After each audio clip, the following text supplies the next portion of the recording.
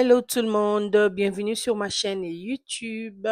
Aujourd'hui, je vais vous montrer comment est-ce que j'ai pu réaliser ces brochettes de blanc de poulet.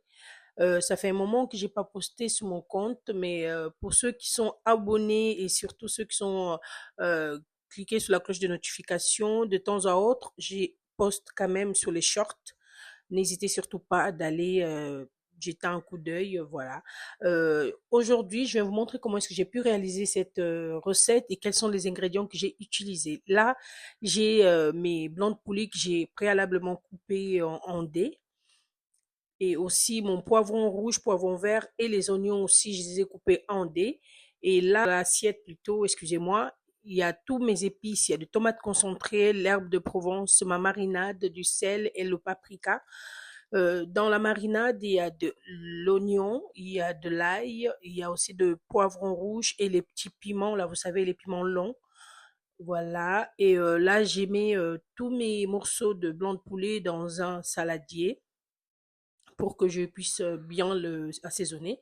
Là, je suis en train de transverser du vinaigre balsamique. Là, j'ai mis du tomate concentré, ma marinade et l'herbe de Provence plus les gros sels. Je suis quelqu'un que j'utilise souvent le gros sel. J'évite surtout les sels raffinés là parce qu'il y a tellement de produits chimiques à l'intérieur. Bon, enfin bref, c'est pas le sujet. Là, je suis en train de bien malaxer mes blancs de poulet. Le tomate concentré, je les ai rajoutés juste pour que ça puisse changer de couleur, vous savez, parce que le blanc de poulet, il est déjà blanc. Alors si on le fait comme ça, sans rajouter un peu de couleur, visuellement, c'est pas beau à voir. Voilà. Là, j'ai fini de bien assaisonner, bien malaxer. J'ai rajouté un peu de l'huile d'olive. Mon huile d'olive aussi, il est presque à la fin. Et là, je malaxe encore. L'huile d'olive, je l'ai rajoutée, c'est pour éviter que ça sèche trop au moment de la cuisson. Et au four surtout, parce que comme j'ai le mets au four, sinon vous pouvez aussi les cuire en barbecue, mais là, comme il pleuvait, je pouvais pas allumer mon barbecue, ben, je l'ai mis au four. 40 minutes après, euh, je viens maintenant former mes brochettes.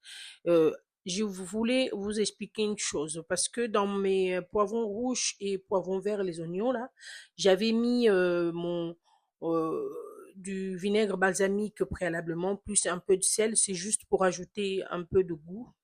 Et aussi le poivron rouge et le vert, tout ça, c'est juste pour la décoration. Après, vous n'êtes pas obligé de l'utiliser. Voilà, là, j'essaie de former mes brochettes parce que je voulais quand même que ça soit gros. Vous savez que les blancs de poulet, c'est comme la viande aussi, hein. Quand vous le mettez au feu, ça se réduit de l'épaisseur. Alors, quand vous formez vos, vos brochettes, essayez de le faire un peu plus gros. Voilà, vous allez voir de toute façon à la fin de la cuisson, vous allez voir que l'épaisseur ne sera plus la même.